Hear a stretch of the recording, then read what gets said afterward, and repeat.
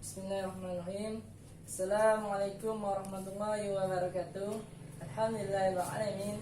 Wassalatu wassalamu ala asrafil anbiya'i wal mursalin wa ala alihi washabihi ajma'in, amma ba'du. Baiklah, sebelum saya menjelaskan peta konsep mata kuliah manajemen kurikulum, terlebih dahulu saya akan memperkenalkan diri saya. Perkenalkan, nama saya Rahmat Zaidan dari kampus Institut Agama Islam Nusantara Batanghari, Prodi Manajemen Pendidikan Islam semester 5. Baik, kita langsung masuk ke pemaparan materi. Materi yang akan saya jelaskan yaitu tugas dan peran kepala sekolah dalam manajemen kurikulum. Secara umum, tugas dan peran kepala sekolah memiliki 5 dimensi kompetensi sebagaimana termaktub pada Peraturan Menteri Pendidikan Nasional Nomor 13 Tahun 2007 tentang standar kepala sekolah atau madrasah, yaitu kompetensi yang harus dimiliki yang pertama kepribadian, manajerial, kewirausahaan, sosial, dan terakhir supervisi. Dari 5 kompetensi tersebut itu harus dimiliki seorang kepala sekolah supaya bisa mewujudkan dan memajukan sekolah tersebut supaya menjadi sekolah yang lebih unggul dan aktif dan efisien.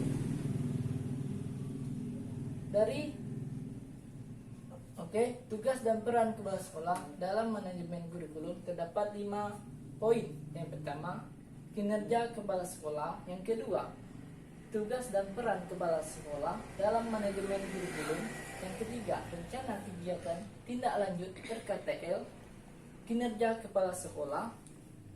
Yang keempat, pendekatan kinerja kepala sekolah. Baik, saya akan memasuki poin yang pertama, yaitu kinerja kepala sekolah.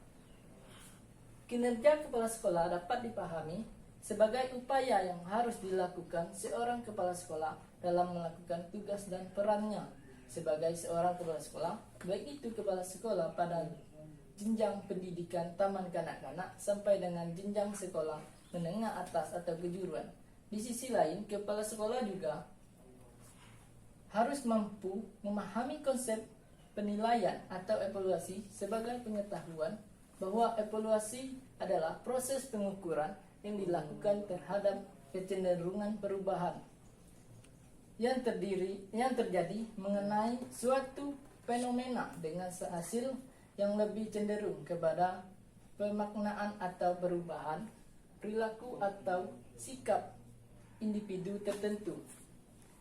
Kita masuk yang kedua, tugas dan peran kepala sekolah dalam manajemen kurikulum, yaitu terdapat beberapa poin. Yang pertama, menyusun perencanaan sekolah madrasah atau berbagai tingkat perencanaan. Yang kedua, membangun organisasi sekolah madrasah sesuai dengan kebutuhan. Yang ketiga, memimpin sekolah madrasah dalam rangka pendayagunaan sumber daya sekolah secara optimal. Yang keempat, mengelola perubahan dan pengembangan sekolah madrasah menuju organisasi pembelajaran yang efektif.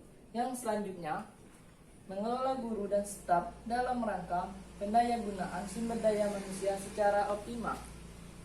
Selanjutnya, menciptakan budaya dan iklim sekolah madrasah yang kondusif dan inovatif bagi pembelajaran peserta didik. Selanjutnya, mengelola sarana dan prasarana sekolah atau madrasah dalam rangka pendayagunaan secara optimal. Selanjutnya, mengelola hubungan sekolah atau madrasah dan masyarakat dalam rangka pendirian ide sumber belajar dan pembinaan. Selanjutnya, mengelola peserta didik dalam rangka penerimaan peserta didik baru serta penempatan dan pengembangan kapasitas. Mengelola sistem informasi sekolah madrasah dalam mendukung penyusunan program dan pengambilan keputusan. Selanjutnya, memanfaatkan kemajuan teknologi informasi bagi peningkatan pembelajaran dan manajemen sekolah atau madrasah.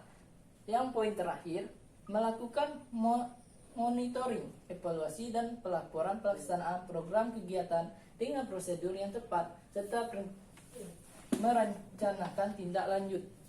Baik, kita masuk ke poin yang ketiga, yaitu pendekatan kinerja kepala sekolah. Pendekatan yang bisa dikembangkan diantaranya, yang pertama, pendekatan berdasarkan perencanaan program kerja kepala sekolah. Yang kedua, pendekatan berdasarkan proses kinerja kepala sekolah. Yang ketiga, pendekatan berdasarkan produk atau hasil dari kinerja kepala sekolah. Dan terakhir, pendekatan dampak dari pemanfaatan produk kinerja kepala sekolah. Kita masuk ke poin yang terakhir, poin keempat, yaitu perencanaan kegiatan tindak lanjut RKTL kinerja kepala sekolah. Bentuk rencana tindak lanjut ini pada dasarnya dapat berupa sebuah rencana kegiatan selanjutnya, atau dapat juga hanya berupa kesimpulan dan bentuk penerapan dari hasil kesimpulan yang sudah dirumuskan. Dapat disimpulkan bahwa rencana kegiatan tidak lanjut ini diharapkan memiliki dua dampak, yaitu terhadap sasaran yang dievaluasi dan pelaku yang melakukan evaluasi. Keduanya diharapkan memperoleh dampak positif dari aktivitas rencana kegiatan tindak lanjut ini.